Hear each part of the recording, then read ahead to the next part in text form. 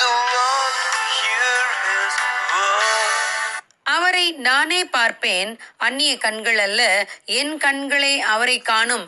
யோபு 19வது அதிகாரம் 27வது வசனம். ஃபேனி கிராஸ்பி என்ற பாடலாசிரியர் 6000க்கும் அதிகமான சுவிசேஷ பாடல்களை எழுதியவர். அவர் பிறந்து 6 வாரங்களில் அவருக்கு ஏற்பட்ட ஒரு பலவீனத்தால் பார்வை இழந்தார்.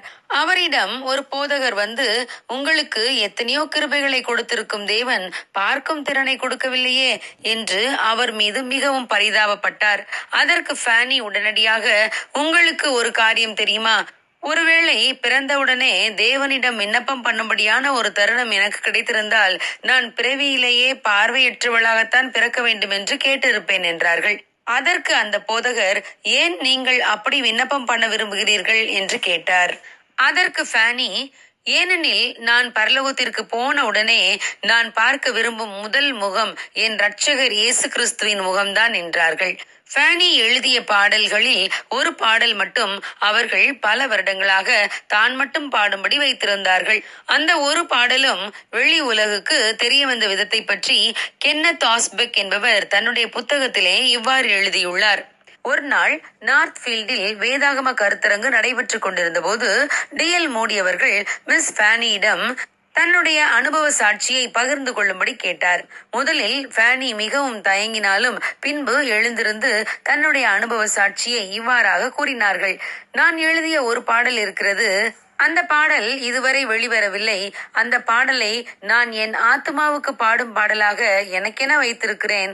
நான் சில சமயங்களில் மிகவும் சோர்ந்து போகும்போது அந்த பாடலை எனக்கு நானே பாடிக்கொள்வேன் என்று சொல்லிவிட்டு அந்த பாடலை அநேகருக்கு முன்பாக பாடி காட்டினார்கள். கேட்டவர்கள் கண்களில் கண்ணீர் வடிந்தது. ஒரு நாள் என் வெள்ளி கயிறுகள் கட்டுவிடும். அப்போது இதை போல நான் பாட முடியாது. ஆனால் நான் என் ராஜாவின் மாளிகையில் பிரவேசிக்கும் போது எத்தனை மகிழ்ச்சி! அங்கே நான் என் ராஜாவை முகமுகமாய் பார்ப்பேன். கிருபையினால் நான் மீட்கப்பட்ட கதையை அவரிடம் சொல்வேன். இதுதான் ஃபேனி தனக்கென்று வைத்திருந்த அவர்களுடைய ஆத்தும பாடல்.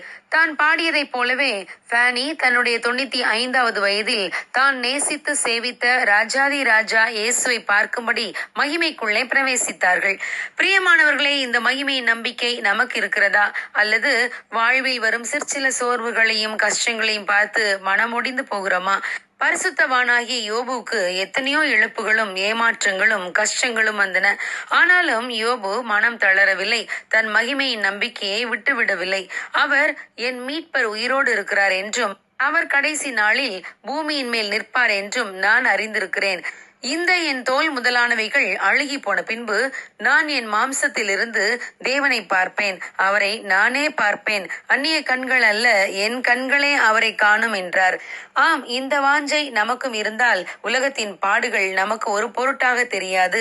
தேவன் அந்த மகிமையின் நம்பிக்கையை நமக்கும் அருள்வாராக. God bless you. Have a good day.